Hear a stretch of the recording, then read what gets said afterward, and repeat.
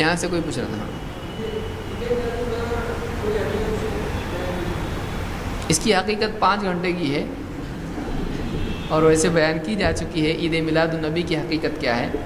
عید میلاد النبی اللہ کے نبی صلی اللہ علیہ وسلم نے نہ منائے، نہ صحابہ نے منائے، نہ آپ نے منانے کے لیے کہا، نہ حکم دیا، نہ ترغیب دی. تو عید میلاد النبی کی شرعی کوئی حیثیت قبولیت کے اعتبار سے نہیں ہے. اس کی شرعی حیثیت ہے، وہ یہ حیثیت ہے کہ یہ بدعت ہے. اس کی شرعی حیثیت کیا ہے؟ شریعت میں اس کا کیا مقام ہے؟ شریعت میں مقام ہے کہ یہ بدعت ہے. اس کے بارے میں شریعت کا یہ فیصلہ ہے. تو یہ اللہ کے نبی صلی اللہ علیہ وسلم نے نہیں کیا ہے. بعض برتھ ڈے کے سلسلے میں ایک صاحب جو دعوت کے میدان میں ہیں، ان کا فیصلہ، انہوں نے کہا کہ برتھ ڈے منانے کے بارے میں کوئی اس کے خلاف بات ہم نے نہیں سنی، اس کے منع کے بارے میں نہیں سنا. تو پھر فاتحہ کے بارے میں سنا آپ نے؟ فاتحہ کے بارے میں کہاں ہے؟ پھر اس طرح سے چہلم کے بارے میں سنا آپ نے؟ تو کوئی آدمی یہ آرگیومنٹ اگر استعمال کرنا شروع کرے کہ برتھ ڈے منانے کے بارے میں قرآن سنت میں منع ہم کو نہیں ملا، لہذا کوئی آدمی اس کو منا سکتا ہے، یہ کیا ہے؟ یہ علم کی کمی کی علامت ہے.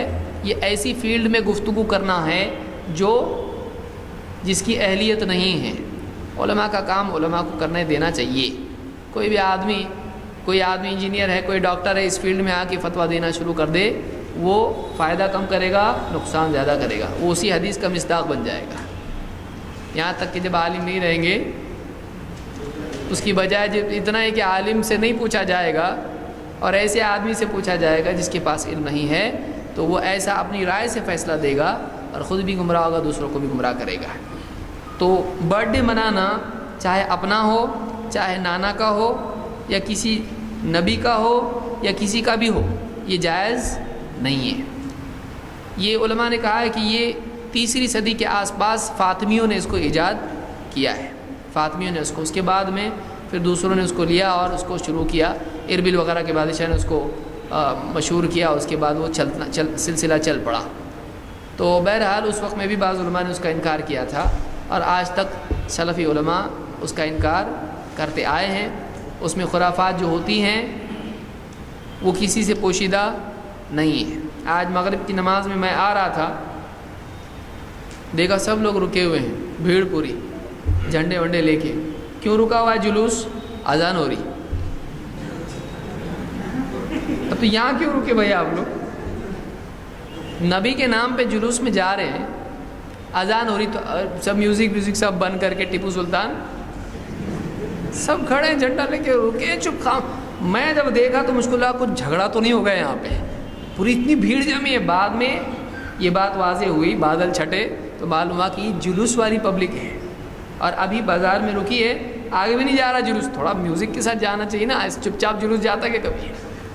لیکن اذان ہو رہی تو میوزک چالو کر سکتے نہیں، تو تھوڑا رک جاؤ، ایک قدم بھی بغیر میوزک کے نہیں جانا چاہیے.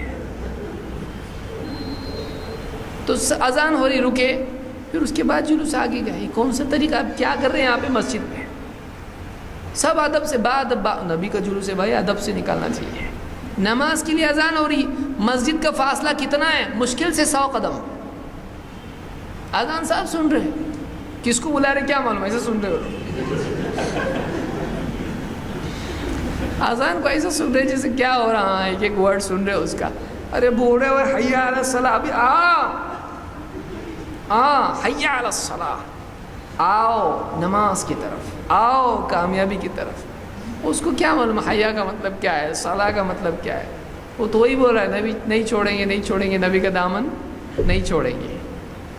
کیا ہے، کتنی افسوس کی چیز ہے، کتنا برا منظر ہے. وہ امت کھڑی ہے انتظار میں کہ اذان ختم ہو اور اپنا کاروبار شروع ہو واپس سے.